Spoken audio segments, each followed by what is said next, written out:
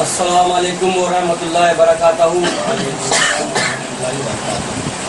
ہم خیر مقدم کرتے ہیں اپنے اس مدرسے موحد مولاد کے اندر تمام انس و جنس کا، خصوصاً وہ حکومتیں جو عراق سے آئی ہوئی ہیں۔ اعوذ باللہ من الشیطان الرجیم، بسم اللہ الرحمن الرحیم۔ شروع کرتا ہوں اس خداوند قدوس کا نام لے کر، جو مالک ہے زندہ اور مردوں کا، جو مالک ہے زمین اور آسمان اور تمام خزانوں کا۔ جیسے کہ آپ جانتے ہیں گزشتہ 6 دن سے ہم ایک موضوع پر بات کر رہے ہیں، اور موضوع کیا ہے؟ عقل اور جہل۔ اور آج تک کہ ہم یہ دیکھتے آ رہے ہیں کہ عقل اور جہل میں کون افضل ہے، کون طاقتور ہے، کون قوت والا ہے، کون کس کو زہر کرے گا۔ یہ ہم نے جب آدم کی ابتدا ہوئی تب سے دیکھا، اور آج تک اس کو ہم دیکھتے آ رہے ہیں۔ میں نے یہی بتایا تھا آپ کو کہ عقل آئی تو کہاں سے آئی، اور جہل آئی تو کہاں جہل آئی ہے۔ میں نے آپ سے یہ بھی وعدہ کیا تھا کہ میں آپ کو ہر دن 10 نام بتاؤں گا، اور وہ میں اپنا کام پورا انجام دے رہا ہوں۔ یعنی اگر آج ہم نام بتائیں 10 سپاہیوں کو عقلوں کے اور جہل کے، تو آج جائیں گے 60 ہو جائیں گے وہ۔ الحمدللہ رب العالمین الرحمن الرحیم مالک یوم الدین ایاک نعبد و ایاک نستعین اہدنا الصراط المستقیم صراط الذین انعمت علیہم غیر المغضوب علیہم ولا الضالین آمین۔ اے خدا ہم سب کو سیدھا راستہ دکھا، وہ راستہ دکھا جس پہ تم نے وہ رحمتیں دی ہیں، انعامات بانٹے ہیں، نہ کہ وہ راستہ جس پہ تیرا عذاب ہے۔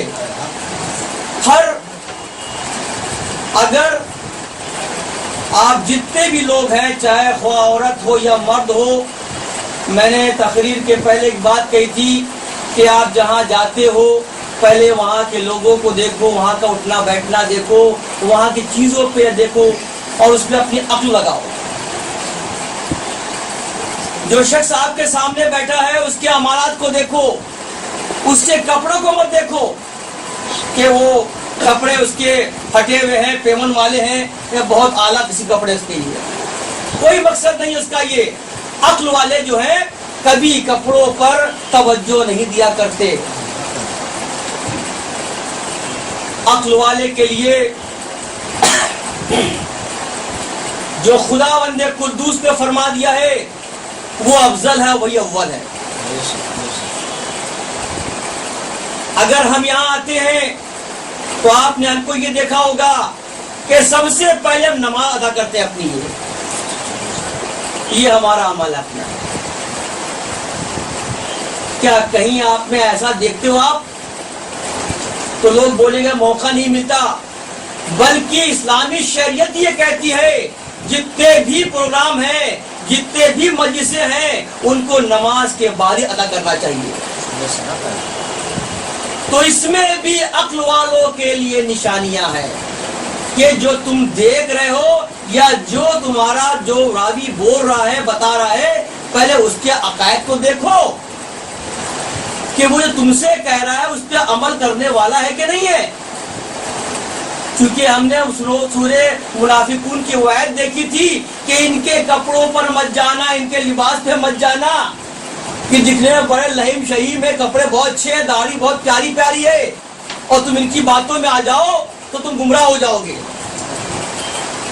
یعنی یہی ہے کہ لباس پر مت جاؤ کہ بہت اچھے لباس پہنے ہیں، یا کوئی بہت بڑا عالم ہو، اللہ والا ہو، اور وہ غریب ہو تو اس کا عزت نہیں کریں گے، بلکہ یہ دیکھو کہ اس کی زبان سے نکلتا کیا ہے، وہ آپ کو دیکھتا کیا ہے، اور اس کا مقصد کیا چھپا اس میں۔ یہ عقل والوں کی بات ہے۔ اور جہل ہمیشہ اٹریکٹیو ہوتا ہے، یہ چیز بہت اچھی دکھ رہی ہے، بہت بڑھیا ہے، یہ سب سے اچھی ہوگی، اس پر مت جانا۔ اگر تم اس پر گئے تو تم جاہل کہلاؤ گے۔ کیا یہ عقل والے وہی لوگ ہیں جو کروڑ روپیہ کما لیں، بہت عالیشان اپنے بنگلے بنا لیں، اور 10-20 नौकर चाकर आ जाए काम करने वाले और सुबह और शाम तक बढ़िया बढ़िया खाना नोश फरमाए, क्या आप इसको अक्ल कहते हैं? हाँ, आप अक्ल कहते हो कि बड़ा अक्ल वाला है, देखो उसने क्या कमाया है, दुनिया में उसका नाम है। यानी कि तुमने दुनिया की जिंदगी देखी। अभी जो हमारे हाफिज जी जो सूर पढ़ रहे थे, सूर्य मायदा की आयत नंबर 1 से 5 तक, मैं उस पर आ रहा हूं असल में,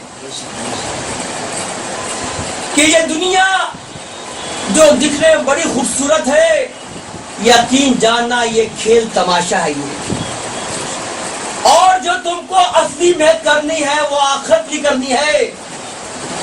और अगर तुमने आखिरत की तैयारी नहीं करी तो तुम खसारे पड़ जाओगे। क्या तुमको अक्ल नहीं कि तुम इनके जो काफिर और मुनाफिकीन हैं, जो दौलतों के पीछे भाग रहे हैं, तुम इन जैसे हो जाओगे?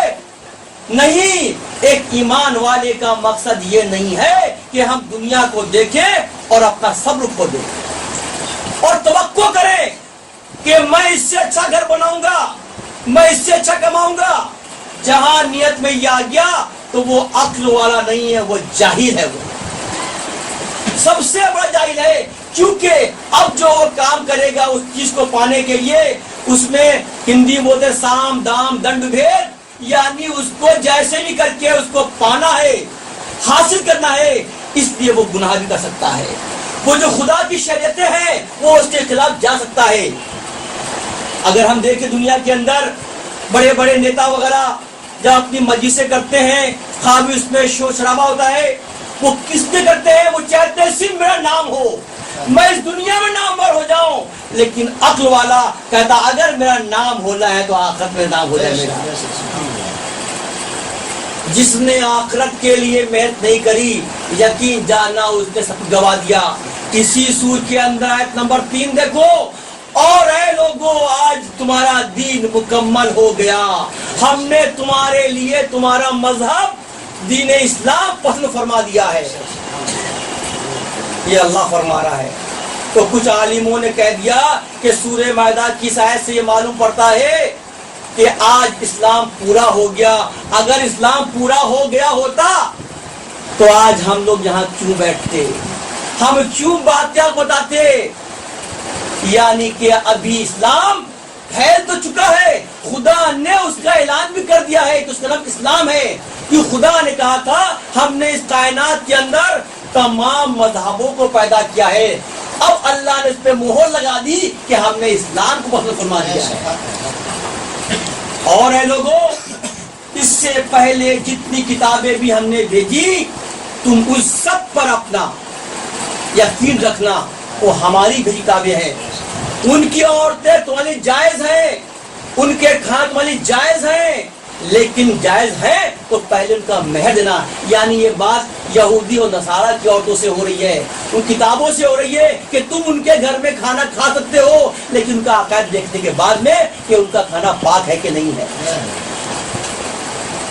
तो मेरा मकसद सिर्फ ये है कि हम कुरान सुनाते, और अहले बैत कुरान को छोड़ सकता ही नहीं है। ये उसकी निशानियां है। ये जिस दिन कुरान छोड़ दिया तो नौज बिल्ला हमने वाकई अपनी पूरी जिंदगी के अमल पर हकारत कर दी।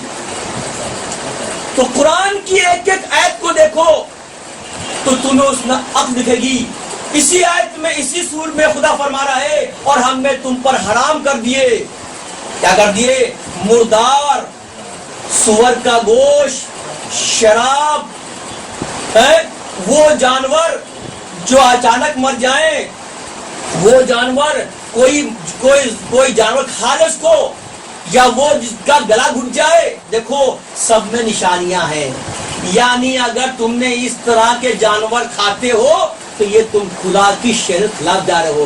क्योंकि अक्ल ये है कि इसके अंदर बीमारियां ज्यादा हैं। जैसे इंसान का या जानवर का खून मरता है तो खून फट जाता है, खून फटा नहीं कि इस कायनात में जितने भी वायरस हैं, बैक्टीरिया हैं, जरासीम हैं, वो उसमें घुस जाते हैं। इसलिए मना किया है कि झटके गोश्त मत खाओ, हलाल खाओ।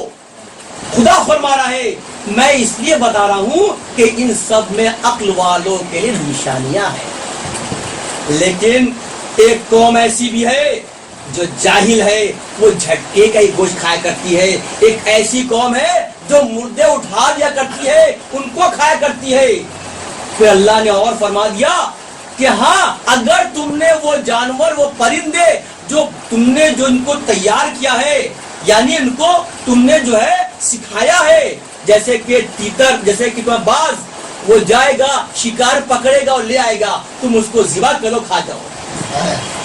یعنی کہ ہر چیز میں باریکی ہے کہ نہیں ہے.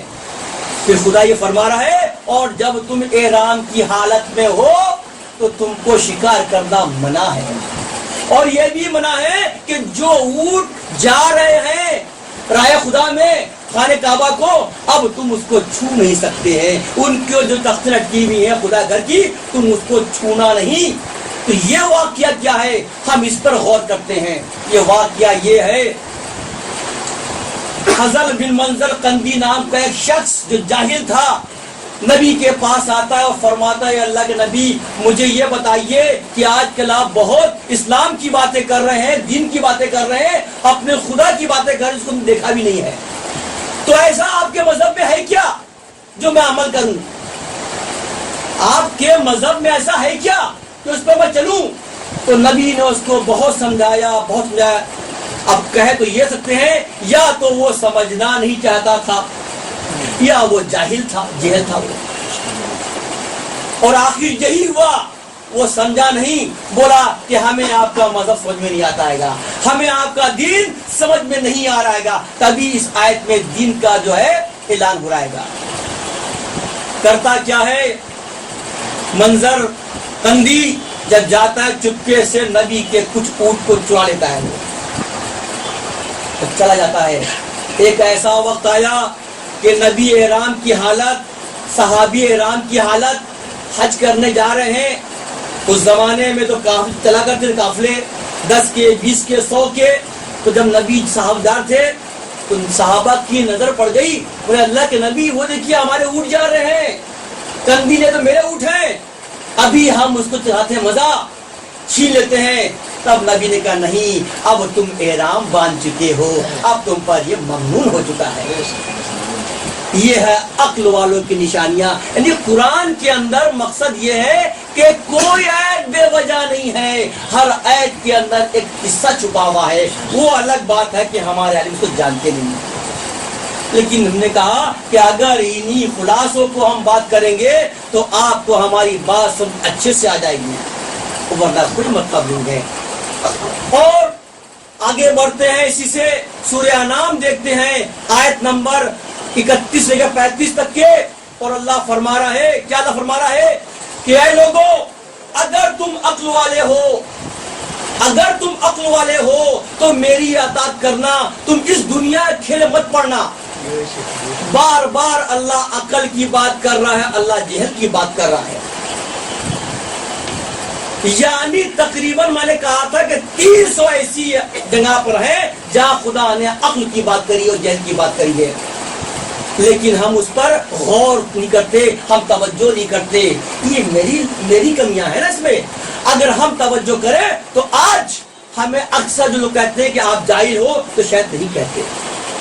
تو مقصد یہ ہے کہ دنیا میں آنے کے بعد میں مال کمانا، دولت کمانا، شہرت پانا کوئی عقل نہیں ہے، بلکہ عقل وہ ہے، عقل والا وہ شخص کہتا ہے جو سب پانے کے بعد میں جھک جائے، یعنی کس کے سامنے؟ خدا کے سامنے جائے، وہ سجدہ کر لے. اس لیے میں نے کہا تھا کہ عقل یہ نہیں ہے کہ ہم نے یہ مشینیں بنا لی ہیں، ہم نے جہاز بنا لیا ہے. ارے جہاز بنانے والا اگر سجدہ کرتا تو عقل والا تھا، آج بھی وہ کفر بک رہا ہے. وہ یعنی وہ عقل نہیں ہے.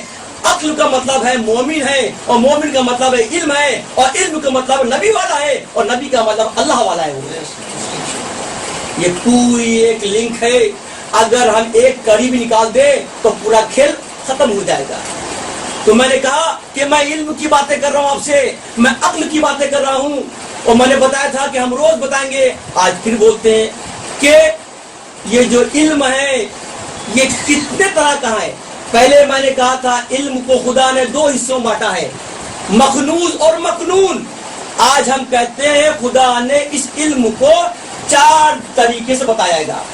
ایک علم وہ ہے جس کو کہتے ہیں ایکٹر کرنے والا، یعنی آیت موہک مات. یہ وہ علم ہے جس کو ہم دیکھتے ہیں واہ، جیسے کہ اس کو کیا علم ہے، یہ بھی علم ہے. یہ یا کوئی اپنا کھیل دکھا رہا ہے وہ اس کا علم ہے، اس کو ایکٹر کرنا بولتے ہیں. نمبر 1 پر. نمبر 2 علم کیا ہے؟ فضائے عادل، جس علم کو سیکھنے کے بعد انسان فیصلے کرنے کی حالت میں آ جاتا ہے، بڑے بڑے جج وغیرہ. اور ایک اور علم ہے، اس کو کہتے ہیں سنت قائمہ، یعنی یہ وہ علم ہے جو ہم نے نبی کی سنت کو سیکھا. اور ایک علم اور بچتا ہے، اس کو کہتے ہیں فضل الہی، یعنی کہ اس علم میں خدا کا فضل چھپا ہوا ہے. ان تینوں میں نہیں آ رہا ہے لیکن یہاں آ رہا ہے. تو یہ علم کیسے آتا ہے؟ یہ علم ایسے آتا ہے کہ اللہ کے ذریعے نبیوں کو ملتا ہے، نبیوں کے ذریعے یہ ان کے وارثداروں کو ملتا ہے، یعنی اہل بیت کو ملتا ہے. اور اہل بیت کے پاس اگر ہم پہنچ جائیں تو ہم کو علم مل جائے گا. اور وہ کون ہے؟ وہ سب اولو الالباب ہی تو ہیں. اگر دعا مانگو تو اولو الالباب کر کے دعا مانگنا، خدا پوری فرما دے گا. یہ باتیں ہو رہی عقل کی. ہم نے وعدہ کیا ہے کہ ہم ہر دن بات کریں گے، امام کی بھی کریں گے، خلیفہ بھی کریں گے اور پیغمبر بھی کریں گے. تو آپ دیکھیں کہ موسیٰ کیا فرما رہے ہیں یہاں پر یہ عقل کے بارے میں. موسیٰ علیہ السلام فرما رہے اپنے بھائی ہارون سے کہ اے ہارون، عقل والوں کے ساتھ، علم والوں کے ساتھ کوڑے پر بیٹھنا بہتر ہے. یعنی اگر کوئی ایسی مجلس ہے، جگہ نہیں ہے اور کوڑے رکھے ہوئے ہیں، اس پر بیٹھنا ہو تو بیٹھ جانا بنسبت ان لوگوں کے جو قالین پر بیٹھے ہو جاہل ہے. وہ یہ نہیں کہ بڑا خوبصورت جگہ بہت مزہ آئے گا، نہیں ہے، بلکہ ان کی محفل میں بیٹھنا جہاں پر عقل ہے اور تم جاہل سے دور ہو جانا. علی کیا فرماتے ہیں؟ علی فرما رہے ہیں کہ عالموں سے تم یہ امید مت کرنا، توقع مت کرنا. صحابہ کا فرما رہے ہیں، کیا فرما رہے ہیں؟ کہ تم عالموں سے یعنی عقل والوں سے یہ امید مت کرنا کہ تم کو وہ دولت دے گا. ارے دولت دینا تو خدا کا کام ہے. اگر تم اس نیت سے آئے ہو تو تم غلط کر رہے ہو، تم جاہل ہو. اتنی بات کر لی. اب دیکھیں کہ آج کے سپاہی کون ہیں. 10 سپاہی عقل میں کون آتے ہیں اور 10 جہل میں کون آتے ہیں. ہم نے یہ سوچا ہے کہ انشاءاللہ جو آخری تقریر جس کو میں نے کہا کہ بہت اہم ہے، اگر وہ تقریر چھوٹ گئی یعنی 5 نومبر کی، تو یہ سوچو کہ جسم کا ہر حصہ مل گیا لیکن دل رہ گیا. تو اس تقریر میں دل ہے اور ان ساری باتوں کا خلاصہ ہے علم کا، تو اس کو چھوڑنا. اور اس دن میں آپ کو یہ جو 75 سپاہی ہیں عقل کے اور جہل کے، ان کے 10 سپاہی جو اہم ہیں میں وہ آپ کو سمجھا دوں گا تاکہ آپ کبھی اس کو بھولو مت، جو اہم سپاہی ہیں. تو آپ سپاہی دیکھتے ہیں، لوگوں کی باتوں پر نظر رکھنا. یہ کس کو ملا؟ یہ عقل کو ملا. مطلب یہ ہے کہ دیکھو کہ انسان جو اچھی بات کر رہا ہے سیکھو.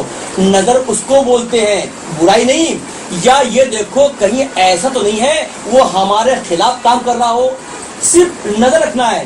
یہاں کیا مل گئی؟ چگل خوری مل گئی. یہ دیکھا اور چگلی کر دی. کس کو ملے گی؟ اس جاہل کو مل گیا. ماں باپ کے ساتھ میں احسان کرنا کس کو ملا؟ عقل کو ملا. یہاں کیا ملا؟ ماں باپ کے ساتھ پہ نافرمانی کرو. بالکل الٹی کہانی چل رہی یہاں پر. یہ آگے بڑھتے ہیں. حقیقت ملی جو سچائی ہے، اور یہاں کیا؟ یہاں ریاکاری ملتی ہے. کس کو؟ جہل کو. یہاں معروف ہے تو یہاں پر منکر ہے. ادھر سطر ہے تو یہاں پر اظہار ہے. یہاں پر خوبی تقیہ ہے اس میں عقل میں، تو یہاں پر اظہار حق بے باپی سے کرنا ہے. یہاں پر انصاف ہے تو یہاں پر کیا ہے؟ بے انصافی ہے. یہاں بے وجہ دشمنوں سے رضا جوئی جس میں دونوں کے لیے بہتری ہو. لیکن ان کو کیا ملا؟ یہ کہتے ہیں تفاوت کرو.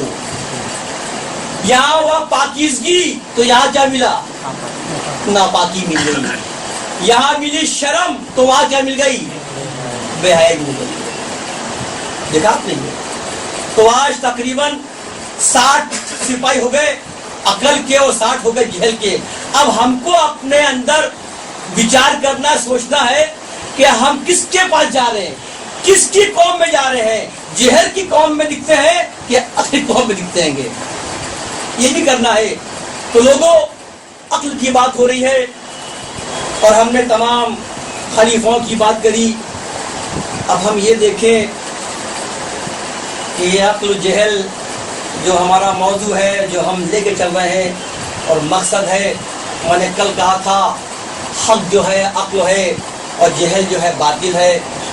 ہم نے یہ بھی آپ سے کہا اسٹارٹ میں کہ جب آدم پیدا ہوئے, دیکھو بات کو سنو, جب آدم پیدا ہوئے خدا کا حکم ہو گیا سجدہ کر لو, تو سب نے سجدہ کرا. مطلب یہ بات شروع کہاں سے ہو رہی ہے؟ تو اس وقت کیا تھا, اتنے حق والے ہو گئے اور باطل صرف ایک تھا جس نے خدا کا حکم نہیں مانا, یعنی کہ ابلیس. ٹھیک, پتہ نہیں اس باطل نے کون سی چال چلی کہ خداوند نے قدوس کو اس کائنات کے اندر 1,24,000 کم و بیش پیغمبر بھیجنے پڑ گئے. ایک باطل اور لاکھوں حق والے. اور جب نبی کا دور آیا تو ایک حق پر اور سب باطل. کتنی بڑی بات ہے کہ جس کے ساتھ میں سبھی نافرمان ہو, سبھی جہل ہو اور ایک حق پر ہو, تو وہ تبلیغ کیسے کرے گا؟ اور یہ نبی نے کر کے دکھا دیا. یعنی دنیا بنی, آدم آئے اور حق اور باطل یعنی حق اور جہل کی جنگ شروع ہو گئی اور وہ آج تک چلی آ رہی ہے. اگر اکثر میں نے لوگوں سنا ہے کہ یہ کہتے ہیں کہ جو حق پر ہوتا ہے وہ جیتتا ہے. کیا کہتے ہیں؟ جو حق پر ہوتا ہے وہ جیتتا ہے. سنا آپ نے, ہم نے بھی سنا ہے. تو نعوذ باللہ, کیا حسین حق پر نہیں تھے؟ اکثر کچھ جاہل عالموں نے اس بات کو لکھا ہے کہ اگر وہ حق پر ہوتے تو فتح ہوتے.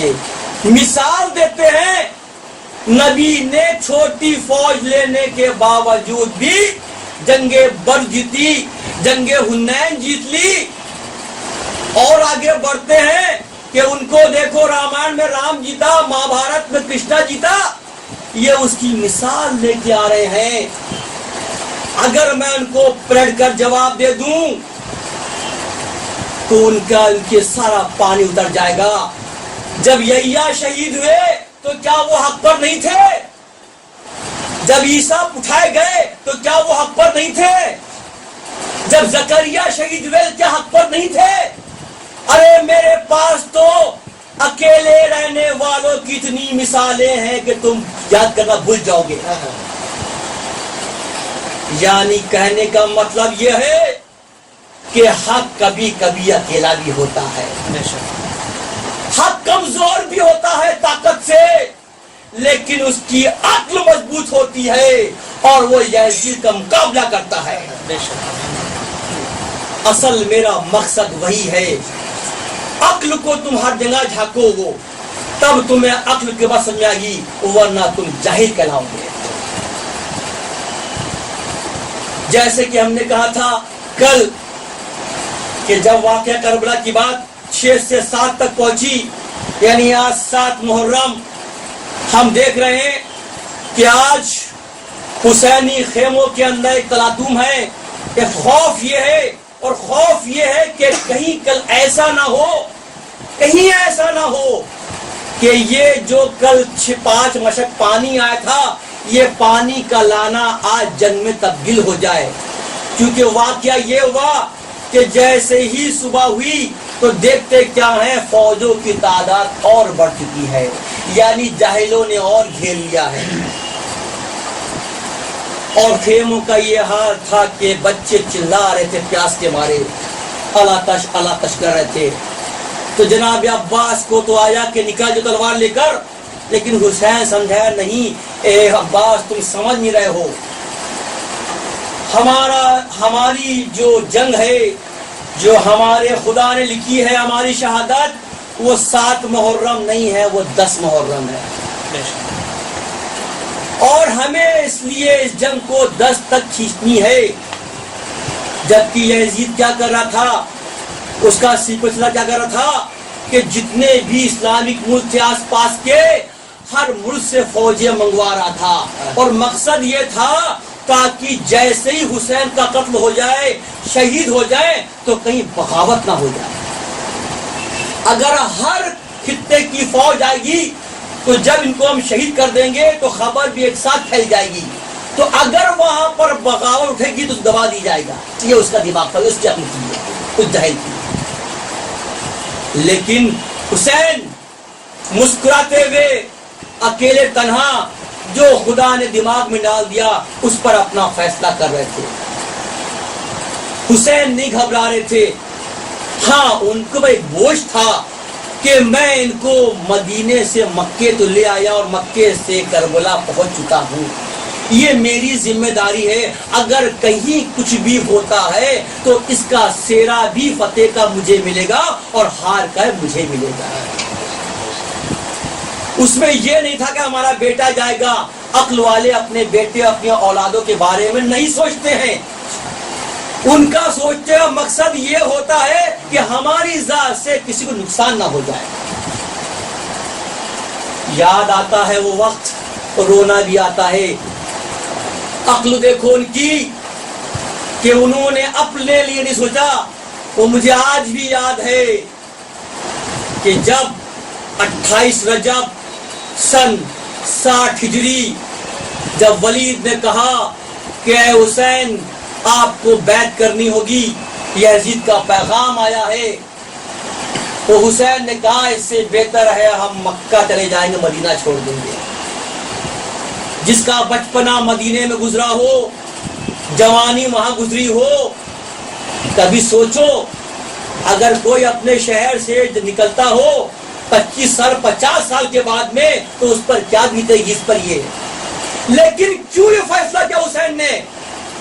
اس لیے کیا کہ ہمارے نانا کی یہ نگری ہے، یہ شہر جو ہے وہ کہیں اجڑ نہ جائے، کیوں جب یہ فوجیں آئیں گی جنگ کریں گی تو یہ بھول جائیں گی کہ یہ نانا کا مزار ہے، یہ میری ماں کا مزار ہے، یہ میرے بھائی کا مزار ہے، اور نہ جانے کتنے انصار مارے جائیں گے، نہ جانے کتنے حق والے مارے جائیں گے۔ اس لیے آپ نے کہا کہ جنگ میں سے ہے، اس کے مدینے کو میں چھوڑ دیتا ہوں۔ میں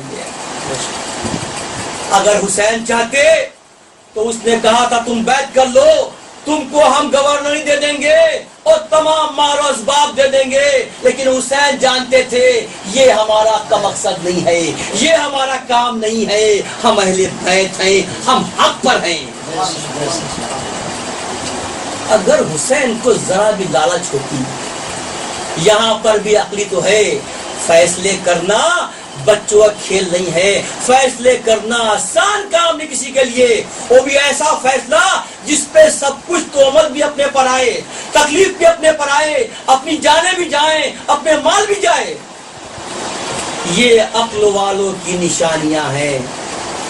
تو حسین نے جب یہ وہ کہہ لیا نکلنا ہے تو ایک تلاطم مچ گیا مدینے کے اندر۔ ان کو یاد آیا کہ میں یہ شہر تو چھوڑ رہا ہوں، نانا کا مزار چھوڑ رہا ہوں، بھائی کا مزار چھوڑ رہا ہوں، ماں کا مزار چھوڑ رہا ہوں۔ یہ تو ہم سبھی جانتے ہیں کہ زندگی اور مرنے کے بعد میں بہت فرق ہوتا ہے، لیکن کم سے کم اگر اسلام میں دفن کرنا بتایا گیا ہے تو اس لیے کہا گیا ہے کہ یہاں تمہارے بزرگ نشان رکھی ہوئی ہے، وہاں جاؤ، ان کے پاس جا کر کو یاد کر جا کرو۔ تو آج حسین کو یہ ہو رہا ہے کہ اگر میں نے مدینہ چھوڑ دیا تو پھر لوٹ کے آنا ممکن نہیں ہے. اس لیے اپنے خاندان سے کہتے تیاری کر لو. اور جاتے ہیں ماں نانا کی مزار پر جاتے ہیں اور لپٹ کے روتے بچے کے مانند, اور اتنا روتے گش آتا ہے, بیہوش ہو گئے. جیسے بیہوش ہو گئے خواب آتا ہے, اور خواب کیا آتا ہے؟ نبی فرما رہے ہیں میرے لگتے جگر, یہ وہی وقت ہے جو تم سے میں نے کہا تھا تم کو پورے اسلام کے لیے قربانی دینی پڑے گی. جب تم کو میں نے کہا تھا کہ حسین مجھ سے ہے اور میں حسین سے ہوں, یعنی آج اگر حسین یہاں سے جا رہا ہے تو نانا بھی یہاں رہنے والا نہیں ہے. میں اس کی آپ کو مثال دوں گا. میں آپ کی آنکھ کھل گئی, یاد آ گیا, پھر آپ اپنے بھائی کی مزار پہ گئے, خوب لپٹ کے روئے کہ یہ آخری دیدار ہے تمہارا بچے کے مافک. پھر اپنی ماں کے مزار پہ گئے, خوب لپٹ کے روئے, اور یہ تھا کہ یہ آخری وقت ہے دیدار کر رہا ہوں میں. یہ اپنے گھر آتے ہیں, باہر مدینے والے کھڑے ہوئے ہیں, التجا کر رہے ہیں, ارے آپ رک جائیے اور یزید سے بیعت کر لیجیے, آپ مت جائیے. افسوس ہے مدینے والے پر کہ وہ یہ نہیں کر رہے ہیں حسین آپ رکیے, آپ جنگ کریں گے آپ کے ساتھ میں.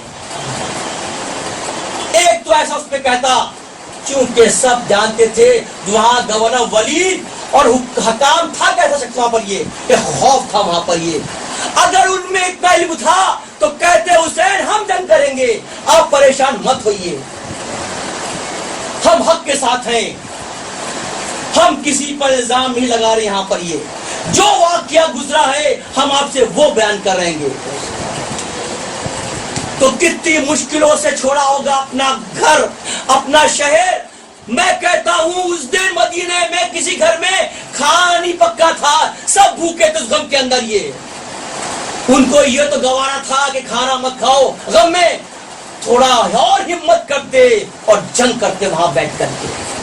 خیر جو نبی نے فرما دیا وہ تو ہونا ہی ہے, ہم تو صرف اپنے دل کو بہلا رہے ہیں. اگر ہوتا تو ایسا ہوتا تو ویسا ہوتا, یہ ہم صرف اپنے کو بہلا رہے ہیں. یقین جاننا کسی کو بھی گھر چھوڑنا, شہر چھوڑنا, ملک چھوڑنا چھوٹی موٹی بات نہیں ہوتی ہے, لیکن جب حق والا ہوتا ہے, عقل والا ہوتا ہے تو اس کے یہ چیزیں بالکل چھوٹی دکھتی ہیں. اتنا بڑا کام کر کے آپ پہنچ گئے, جیسے کہ ہم نے کہا تھا مکے اور تمام جگہوں سے رکوتے آپ پہنچ چکے ہیں. اب یہاں پر جو ہو رہا ہے ماجرا, یہاں پر بھی ہمت ہے اور عقل سے کام لے رہے ہیں, اور یہ ہے کہ کوئی نماز نہ چھوٹے, کوئی عقائد نہ چھوٹے. نانا کی جتنی باتیں ہیں وہ ایک ایک پوری ہونی ہے, ذرہ برابر بھی اس کے اندر کمی نہیں آنا چاہیے. چونکہ مجھے میں نانا کا دل مجانا ہے, نانا سے جو وعدہ دیا ہے وہ پورا کرنا ہے. اب یہاں پر دیکھو خیموں کے اندر کیا ہے, ایک ہوڑ لگی پڑی ہے. کوئی کہتا ہے کہ مجھے اے حسین آپ مجھے پہلے بھیج دیجیے. جب بات نکل رہی ہے اور یہاں پر یہ بھی ہو رہا ہے کہ آج کے آج جنگ ہو جائے, آج کے آج فیصلہ ہو جائے, لیکن اس کو حسین منع کر رہے ہیں. عباس فرما رہے ہیں بچے پیاسے ہیں, یہ بچے ایسے ختم ہو جائیں گے پیاس سے, لیکن حسین کہا نہیں ابھی وقت نہیں آیا ہے, ہمارے نانا کا بتایا وقت الگ ہے. جب گھر سے نکل رہے تھے تو آپ کی نانی سگی نہیں جناب سلمہ کہتی ہیں مجھے یہ تو بتایا تھا کہ ایک وقت یہ آئے گا کہ تمہارا نواز شہید ہوگا, کیا یہ وہی وقت ہے حسین؟ تو کہتے ہیں ہاں یہ وہی وقت ہے. تو بولے تم تو بیٹا چلے جاؤ گے, ہمیں کیسے معلوم پڑے گا؟ تو مٹھی لیتے ہیں مٹی, وہ نانی یہ مٹی لیجئے, جس دن یہ مٹی لال ہو جائے گی ہم شہید ہو گئے ہیں. اب ہمت تو دیکھیے آپ, خوف نہیں ہے. جیسے کوئی دولہا جا رہا ہے, دولہا بارات جا رہی ہے, یہاں تھوڑا سا تکلیف ہوتی ہے تو ہائے واللہ مت جایا کرتا ہے. چیخنے لگتے ہیں، بچوں کو چھپا لیا کرتے ہیں. لیکن وہی ہے کہ صحیح بات ہے، مذہب سے بڑا کچھ بھی نہیں ہو سکتا، نہ مذہب سے بڑے نبی بھی نہیں. جب مذہب پر آنچ آ جاتی ہے تو سب کچھ قربان کرنا پڑ جاتا ہے، اور جس کے کندھے پر مذہب کی باغ دوڑ ہوتی ہے وہ کیا کرتا ہے؟ وہ یہی تو کہے گا کہ یہ جان بھی قربان، یہ مال بھی قربان، یہ اولاد بھی قربان، یہ بیوی و بچے بھی قربان. یعنی مذہب سے اوپر کوئی بھی نہیں ہے. یہی ہم کو سکھایا ہمارے نبی نے کہ جب وقت آ جائے مذہب کے اوپر تو اپنی جان دینا، پیچھے مت ہونا. یہ جان تو اللہ کی دی ہوئی ہے، ہم اسی کے مذہب کو بچانے جا رہے ہیں. تو جو خدا کی راہ میں نکلے کیا ہوگا؟ باطل ہوگا. وہ ایک بار کچھ واقعہ ایسا بھی ہے عقل والوں کے لیے کہ علی اکبر فرما دیتے ہیں کہ حسین کیا ہم حق پر نہیں ہیں بابا جان؟ تو آپ فرماتے ہیں اگر ہم حق پہ نہیں ہوں گے تو حق پر کون ہوگا؟ کرے میں نے اس سے پوچھا کہ اتنے دشمن کیوں ہو گئے ہمارے؟ کیوں دشمن تمہارے ہو گئی ہے کہ میں آگے آگے اور موت ہمارے پیچھے پیچھے؟ آتا ہے سوال. تو میں نے کہا تھا کہ یہاں پر ایک جذبہ ہے قربانی دینے کا. کہ غلام کی بات کرتے ہیں، نام تھا جان، اور کہتا ہے حسین آپ ہم کو بھیج دیا اللہ کے واسطے، ہم جنگ پر جائیں گے. حسین کہتے ہیں نہیں ابھی نہیں، تم نہیں جاؤ گے، نہیں تم نہیں جاؤ گے. پھر آتا ہے، پھر جاتا ہے، بولتا آپ کو بھیج دیجئے، مجھے سب جا رہے ہیں. کہ نہیں ابھی مت جاؤ، ابھی نہیں. اچھا غصہ گیا، کہنے میں سمجھ گیا حسین، ہاں میں غلام حبشی ہوں، میں کالا ہوں، میرے خون سے بو آئے گی، اور آپ اہل بیت ہو، وہ خوشبو آئے گی، اس لیے آپ منع کر رہے ہو، کہیں ایسا نہ ہو کہ خون آپس مل جائیں. یہ ہے محبت. آپ جب وہ اپنا غصہ دکھا چکا، بولے یہاں آؤ، ہم تم سے کہتے ہیں تم شہید ہوگے اور سب سے اچھی خوشبو تمہارے خون سے آئے گی. اور یقین جاننا ایسا ہی ہوا. جب واقعہ گزر گیا اور ایک قافلہ آ رہا تھا تو وہ جسم اٹھا رہا تھا تو دیکھتا کیا ہے، اتنے خوبصورت چہرے، ایک کالا چہرہ، یہاں سے مشت سے اچھی خوشبو آ رہی ہے. جو قول حسین نے دے دیا وہ خدا نے پورا کر دیا. لیکن افسوس ہے کہ ساری دعائیں پوری ہو رہی ہیں لیکن دعائیں پانی پوری نہیں ہو رہی ہے. کیونکہ بچے جب چلاتے ہیں نا پیاس کے لیے، کبھی غور کرنا اپنے بچوں کے بارے میں، اپنے کو دیکھو، اپنے کو وہاں پر رکھو کہ ہاں یہ میں ہوں، یہ میرا خاندان ہے. جب تم کو معلوم پڑ جائے گا کہ حق کیا ہوتا ہے، باطل کیا ہوتا ہے، اور جس نے زبان دے دی اس کو زبان پوری کرنی ہوتی ہے. تو آپ بیٹھے ہوئے ہیں، انصار بھی بیٹھے ہوئے ہیں، بڑے بڑے صحابہ ہیں، اور یہ تیاری ہو رہی ہے کہ پہلے یہ جائے گا، اس کے بعد میں پھر یہ جائے گا، اور پھر یہ جائے گا، اور پھر یہ جائے گا. یعنی ایک ترکیب بنائی جا رہی ہے. اصل میں ایک بات کو غور کر لینا، میں نے آپ کو اگر یہ بتاتا ہوں، چونکہ یہ اس لیے ہے کہ اتنے شہید ہیں، میں ایک ساتھ تو بتا نہیں پاؤں گا. یہ ساری جنگ صرف ایک دن میں ہی پوری ہوئی تھی. پہلی بات تو یہ ہے، فجر کی نماز کے بعد سے شروع ہوتی ہے اور عصر آتے آتے ختم ہو جاتی ہے. صرف نہ حسین کا یہ تھا کہ میں کہتا ہوں کہ یہ ایک دن میں اپنے اہل و اوال کے ساتھ شہید ہو جاؤں، کم سے کم ہمارے جنازے جو لاشیں ہیں وہ ایک جگہ مل جائے. اتنی سی صرف بات تھی کہ ہمارا خاندان بنی قمر بنی ہاشم جو ہے، جو انصار ہے، جو ہمارے لیے آئے ہیں جانے کے، وہ ایک جگہ رہے.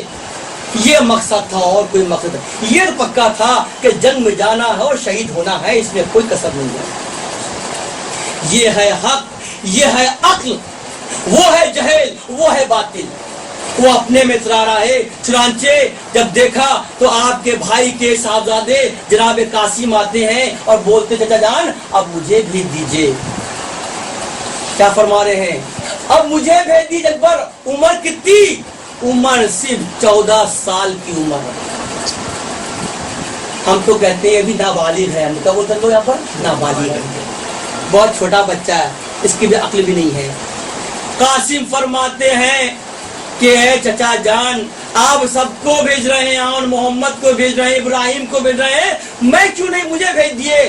تو آپ کہا نہیں بیٹا ایسی بات نہیں ہے، تم تو ہمارے بھائی حسن کی آخری نشانی ہو، میں تم کو کیسے بھیج دوں؟ ماں فروا بھی موجود ہے، ماں سے کہتے ماں آپ کہیے نا چچا سے کہ وہ مجھے بھیج دے۔ ماں بھی کہتی ہے کہ بھیج دیے نا اس کو۔ آپ کہتے نہیں یہی تو ہمارے بھائی کی نشانی ہے، میں کیسے بھیج دوں؟ بڑے مایوس ہو جاتے ہیں اور اپنے خیمے میں جاتے ہیں، نہ جانے دماغ میں کیا آیا، ایسے ایسے کرتے ہیں، دیکھا بازو میں ایک تعویذ بنی ہوئی ہے، دماغ نے کہا کیا ہے یہ اتنے سالوں سے بنی ہوئی ہے، دیکھے تو کیا اس کے اندر، جیسے اکثر ہم کیا کرتے ہیں۔ تعویذ کو نکالا، کھولا تو دیکھا وہ لپٹی ہوئی تھی، ایک خط تھا، خون سے لکھا خط تھا وہ، اور اس میں لکھا تھا اے میرے بیٹے قاسم، تیرے چچا پر ایک وقت یہ آئے گا کہ تیرا چچا جو ہے کربلا میں شہید کیا جائے گا، اور ہم چاہتے ہیں تو سب سے پہلے شہید ہو جائے ان میں۔ جیسے یہ دیکھا تو اچھل پڑے خوشی کے مارے، وہ پہنچ گئے خیمے کے اندر، بولے چچا جان دیکھیے میرے باپ نے وصیت کی تھی یہ، تو دیکھا آپ نے پڑھا تو آپ نے بولا ہاں بے شک یہ تیرے باپ کا ہی خط ہے، میں نے بھی تیرے باپ سے قول دیا تھا کہ میں اپنی بیٹی فاطمہ کبریٰ شادی اس سے کراؤں گا، میں بھی اپنا قول پورا کروں گا۔ چنانچہ اب دیکھو حالات دیکھو، وقت دیکھو، جگہیں دیکھو، کہ جہاں پر یہ ہے کہ ابھی کچھ گھنٹوں کی بات ہے، صرف جانا ہے وہ شہید ہونا، یقین جانا، صرف ایک تھا کہ کوئی یہ امید نہ کرے کہ وہاں سے لوٹ کے آ جائیں گے اس میں سے، اور نہ ہی کوئی امید کر سکتا تھا عقل والا اس میں یہ۔ تو آپ جاتے ہیں اپنی فاطمہ کبریٰ کو بلاتے ہیں اور نکاح خود پڑھاتے ہیں، نکاح ہو گیا۔ اب دیکھو سوچو وہ مائیں دیکھیں کہ جو اپنے بیٹے کا نکاح دیکھ رہی ہو، اور دلہن سجی ہو اور دولہا سجا ہو، اور اس کو رات میں ملاقات کا موقع نہ ملے، اور دلہن خود ہی کہہ رہی ہو کہ آپ جائیے جنگ کریے۔ کتنی آرزویں ہوتی ہیں ماؤں کی اپنے بچوں کے لیے، کتنی سجاتی ہیں اس دنیا کے اندر، آپ خود دیکھو۔ ماں پاگل ہوتی ہے، لیکن ایک ایسی ماں فروا ہے کہ اپنے بچے کو جنگ پر بھیج رہی ہے، ان کے بوسا کرتی ہے کہ ہم جانتے ہیں کہ یہ گئے تو لوٹ کر نہیں آئیں گے۔ بیوی کو دیکھو، وہ بھی جانتی ہے جو گیا وہ لوٹ کر نہیں آیا تو یہ لوٹ کر کیا آئیں گے۔ تو یہ عقل والے ہیں، یہ حق والے ہیں جنہیں کوئی پرواہ نہیں ہے۔ یہ ایسی شادی ہے، یہ ایسا نکاح ہے کہ سب تیار ہے، لیکن جو خدا نے ہم پر فرض کیا تھا آج ہم وہ فرض ادا کر سکتے ہی نہیں ہیں۔ آپ اپنے گھوڑے پر بیٹھتے ہیں اور جنگ میں یقین جاننا 14 برس کا شخص کیا جنگ کرے گا، لیکن یقین جاننا ایک بہترین جنگ ہو رہی ہے، سوچ سے باہر ہو رہی ہے۔ راوی لکھتا ہے کہ اتنی شاندار جنگ تھی کہ خود گھبرا گئے، لیکن اچانک کیا ہوتا ہے، یہ بھی ایک طرح سے گھیر لی جاتے ہیں اور یہ اپنے گھوڑے سے گر پڑتے ہیں۔ جیسے گھوڑے سے گرتے ہیں تو آواز لگاتے ہیں چچا مجھے بچائیے، چچا مجھے بچائیے، تو ابو حسین بھاگتے ہیں، لیکن اس درمیان ایک نہیں سینکڑوں گھوڑے جو ہیں ان کے جسم کو پار کر جاتے ہیں، سب تو ٹاپوں سے مارتے ہیں۔ تو یہ کہتے ہیں آواز کہاں سے آ رہی ہے، آخر میں آواز بند ہو جاتی ہے۔ حسین پریشان، قاسم کی تو آواز ہے، تمام لاشیں پڑے ہوئے ہیں، تو ڈھونڈتے ہیں کہیں لاشیں ملتا ہی نہیں ہے، تو دیکھتے کیا ہے کہ ایک لاشا اتنا چوڑا پڑا ہوا ہے، چہرہ جو ہے وہ پتلا ہو گیا ہے، جس میں ہڈیاں مل چکی ہے اس کے اندر، یہ تو نور سے پہچانتے کہ قاسم کا لاشا ہے یہ۔ سوچو ان کو اس کو کیسے اٹھایا گیا، کندھے پہ نہیں، ان کو گٹھی پر اٹھایا گیا تھا، ان کا جس پامال کر دیا گیا۔ ارے اگر یہ کام ہمارے ساتھ تمہارے ساتھ میں ہو جائے تو ہم کیا بولتے ہیں کہ کتنا بے درد ہے، کتنا ظالم ہے، دیکھو ان یزیدیوں کو جس نے بچوں کو بھی نہیں بخشا، جس نے بڈھوں کو نہیں بخشا، کیا وہ عقل والے تھے؟ اے لوگوں، ہماری جو بات ہے، ہم جو بتا رہے ہیں، میرا مقصد یہی ہے، ایک ہی مقصد ہے کہ دیکھو، اگر تم چاہتے ہو جنت میں جاؤ تو تم کو وہ مذہب اختیار کرنا پڑے گا جو خدا چاہتا ہے، اور خدا چاہتا ہے وہ مذہب کا نام ہے کردار رسول۔ اگر تمہاری زندگی کے اندر نبی کردار آ گیا تو یقین جاننا تمہاری زندگی کامیاب ہو جائے گی۔ یہ مت سوچنا کہ ہم فلاں کے ڈھکا کے ہیں، بلکہ ہر انسان جس فرقے کا بھی ہو، اس فرقے میں رہتے ہوئے اس کا یہ فرض بنتا ہے کہ ہمارے اندر نبی کے عقائد آ جائیں، ہمارے اندر نبی کے عملات آ جائیں، ہم ان کی سنتوں پر عمل کر سکیں گے، اور کوئی میرا مقصد نہیں ہے۔ اور جس نے بھی، نبی نے خود کہا تھا اپنے صحابہ سے کہ میں جا رہا ہوں دنیا سے، لیکن میں قرآن اور اہل بیت چھوڑ کر جا رہا ہوں، نہ تم اس کو چھوڑنا اور نہ اس کو چھوڑنا۔ اگر تمہارے ہاتھ سے ایک جگہ گیا تو یقین جانا تمہاری زندگی جو ہے ختم ہو جائے گی، زندگی دنیا میں ختم ہو جائے گی، جو آخرت تمہاری بگڑ جائے گی۔ تو اے لوگوں، جو گزرا، جو بھی ہوا، اس کا مقصد یہ تھا، ایک پیغام تھا کہ حق چاہے جتنا بھی چھوٹا ہو، حق چاہے کمزوری کیوں نہ ہو، لیکن فتح حق کی ہوتی ہے۔ جس نے حق کا ساتھ دیا وہ کامیاب ہے، اس سے اللہ بھی خوش ہے، اللہ کا نبی خوش ہے۔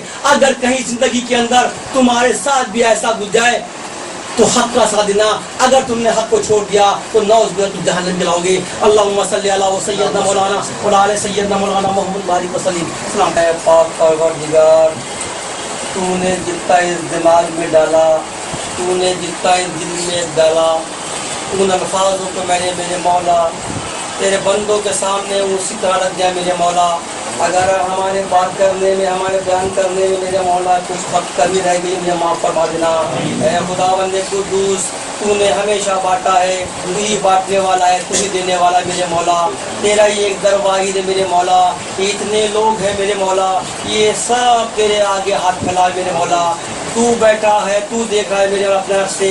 ہم سب مل کے میرے مولا، ہم جتنے بھی حضرات ہیں میرے مولا، سب مل کے تجھ سے دعا کرتے ہیں، جو دلوں میں ہے، جو ہمارے دماغوں میں میرے مولا، وہ سب تیرے سامنے پہ آ رہا ہے۔ قبول کرنا نہ کرنا سب تیرے اختیار میں ہے۔ تیرا نام ہے پاک پروردگار،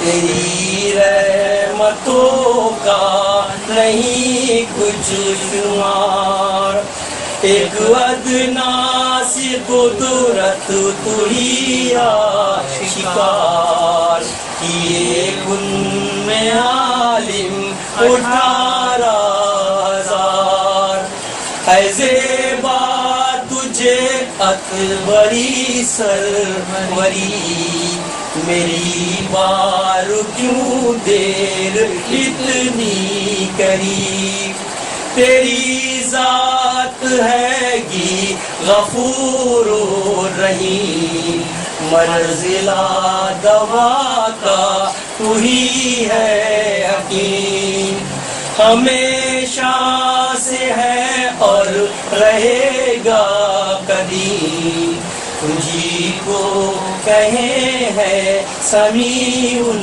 علیم، تجھے علم ہے ظاہری باطنی، میری بار کیوں دیر اتنی قریب، تیرے حکم بن بر جنبش نہ کھائے، جگہ سے کہیں ہل کے ذرہ نہ جائے، تیرے حکم سے میں برسنے لگا، ہوئی باغ دنیا کو جس سے فضا، کرے خشک کھیتی تو پل میں ہری، میری بار کیوں دیر اتنی قریب، زمین کا کیا کیا جو تو نے قبول،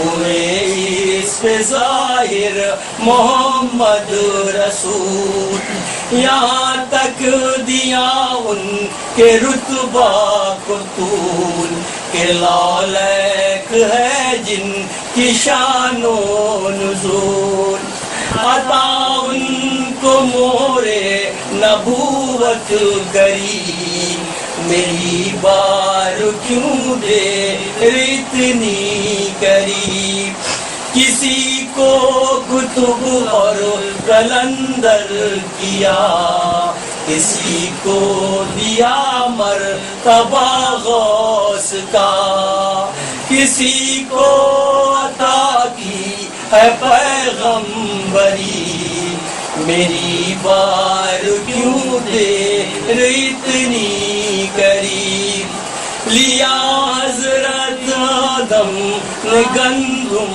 کو کھا، بہشتوں سے باہر ملی ان کو جا، رہے بی ہوا سے مدت جدا، کیا باب رحمت کا ان پر ریا، ملاقات دونوں کی باہم کری، میری بار کیوں دیر اتنی کری، پڑی کاشتی نوح پر جب بلا، گیا ڈوب وہ جس کو تھا ڈوبنا، بچانا تجھے جس کو منظور تھا، نہ مطلق اسے غرق ہونے دیا، دکھائی وہاں پر یہ سنت گری، میری بار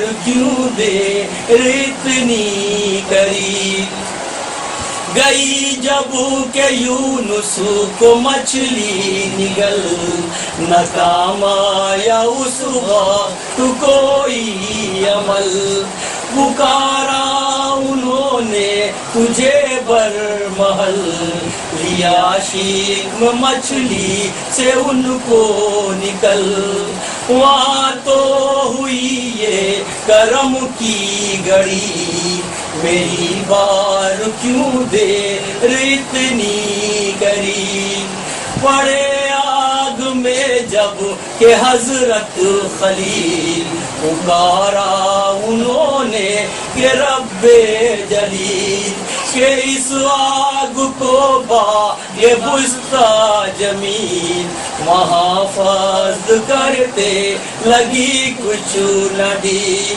جو آتش تھی وہ با یہ بہاری کری، میری بار کیوں دیر اتنی کری، لیا صبر ایوب کا امتحان، کیا جسم کیڑوں سے سب نیم جا، قدرت کا نہ پایا نام و نشان، رہی شکر کرتی برابر زباں، دفع ان کی تکلیف دم میں کری، میری بار کیوں دیر اتنی کری، تیرا نام عیسیٰ نے جس دم دیا قبر کینا سے مردہ جلا، یہی وقت موسیٰ پہ آید ہوا،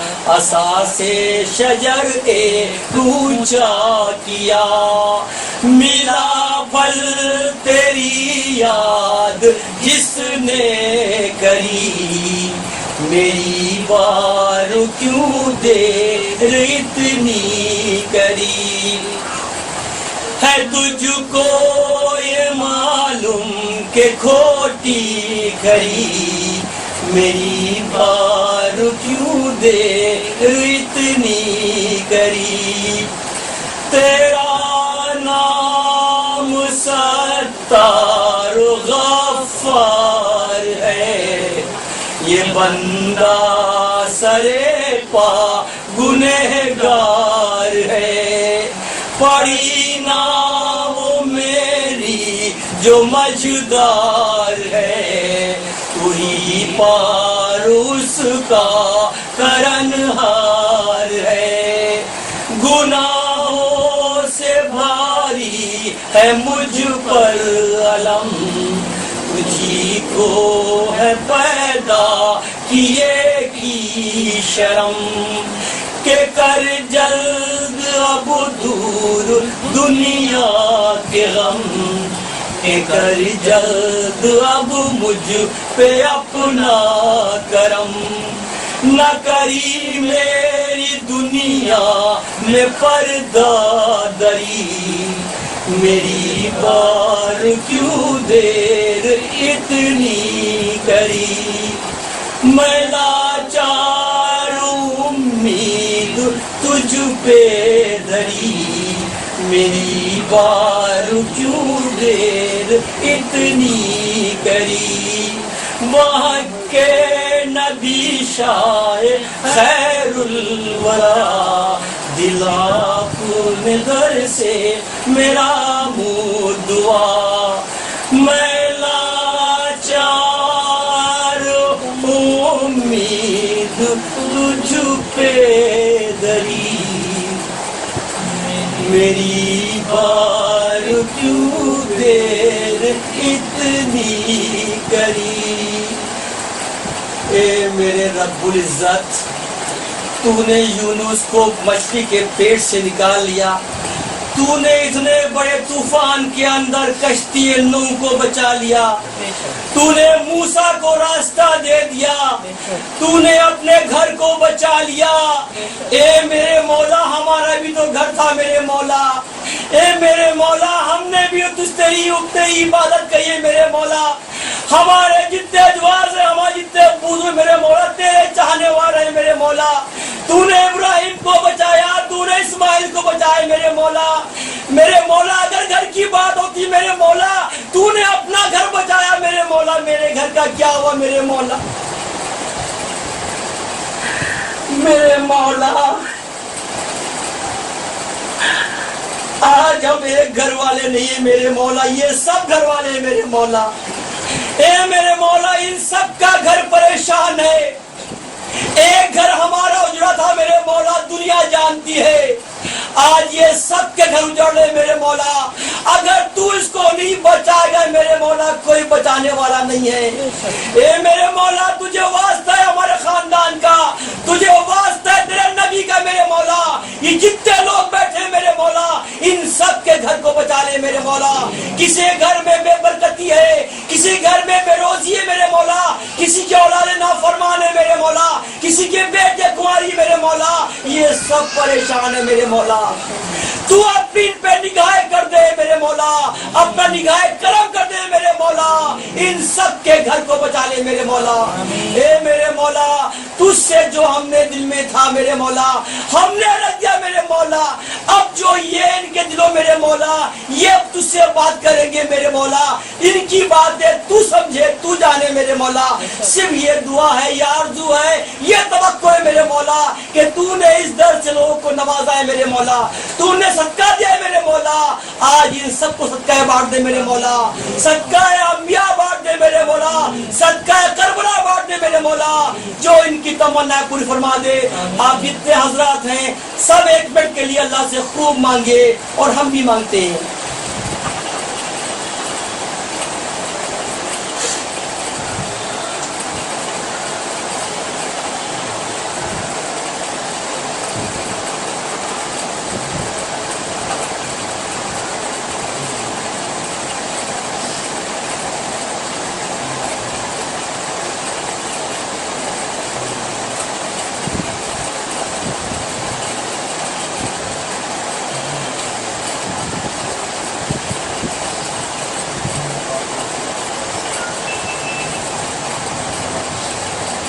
اے میرے رب العزت، جتنا بھی نے مانگا ہے وہ تو بہتر جاننے والا ہے، لیکن ہمارے سب پہ آمین ہے میرے مولا. کہ یہ دعا ہے کہ یہ اپنے گھر جائے تو خوشخبریاں ملے میرے مولا. ربنا آتنا فی الدنیا حسنۃ وفی الآخرۃ حسنۃ وقنا عذاب النار وقنا عذاب القبر وقنا عذاب الحشر برحمتک یا ارحم الراحمین.